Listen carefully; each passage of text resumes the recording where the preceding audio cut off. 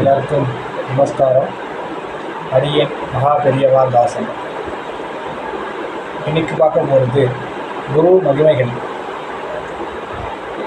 நிறைய பேரோட வாழ்க்கையில் மகா பெரியவர் நிறைய அற்புதங்கள் பண்ணியிருக்கான். அதில் ஒன்று தான் இப்போ நம்ம பார்க்க போகிறோம். மகா பெரியவா கேம்பில் இருந்த சமயம் சதாராவில் கேம்பில் இருந்தான். அந்த டைமில் மகா பெரியவாவுடைய பக்தர் ஒருத்தர் மகா பெரியவாவை தரிசனம் பண்ணுறதுக்கு சதாரா வந்திருந்தார். தரிசனம்லாம் முடிச்சுட்டு அவர் பேக் டு ஹோம், அவர் ஊருக்கு வந்துட்டார். அவர் ஊருக்கு வந்த உடனே அவருடைய ஃப்ரெண்டு ஒருத்தர், அந்த பக்தருடைய ஃப்ரெண்டு ஒருத்தர் இவருக்காக காத்துட்டு இருந்தார்.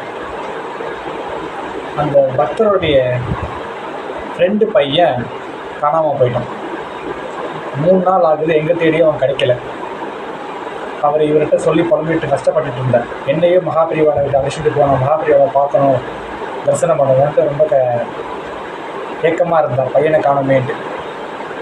அப்போ இந்த பக்தர் இப்போ சதாரா போயிட்டு வந்தேன், இப்போ திரும்பி போகணுமா அப்படின்ட்டு யோசிச்சுட்டு இருந்தார். அந்த பக்தருடைய ஒய்ஃப், அவன் மனைவி என்ன சொன்னாங்கன்னா, உங்கள் ஃப்ரெண்டை அழைச்சிட்டு போங்க, அவரே பையனை காணமேன்ட்டு ஏக்கத்தில் இருக்கார், பெரியவாளை தரிசனம் பண்ணிட்டு அழைச்சிட்டு போங்கன்னு சொல்லி 2 பேர் சதாரா கிளம்பிட்டான்.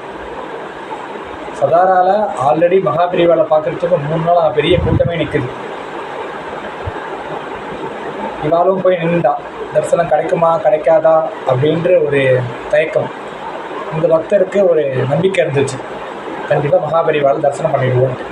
அதே மாதிரி கூட்டம் குறைஞ்சிது. இவாலும் போய் நின்னா, மகாபெரிவாளை தரிசனம் பண்ணால் அந்த பக்தருடைய ஃப்ரெண்டு பெரியவாகிட்ட நமஸ்காரம் பண்ணி சொல்லிட்டார், என் பையனை காணோம், 3 நாளாக எங்கேன்னு எனக்கு கண்டுபிடிக்க முடியலன்னு. ஃபோட்டோவும் காமிச்சுட்டார்.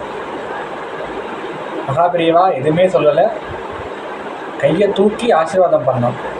அப்போவே இவருக்கு புரிஞ்சிருச்சு, கண்டிப்பாக பையன் கிடைச்சிருவான், சந்தேகமே கிடையாதுன்ட்டு. மகாபெரிவா காருண்ய மூர்த்தி. இவாளும் கிளம்பிட்டு வந்துட்டான், கண்டிப்பாக பையன் கிடைச்சிருவான், நாங்கள் மடத்துக்கு கடுதாசி போடுறோன்ட்டு. ஊருக்கு வந்த உடனேயே 2 நாளையே பையன் திரும்பி வந்துட்டான்.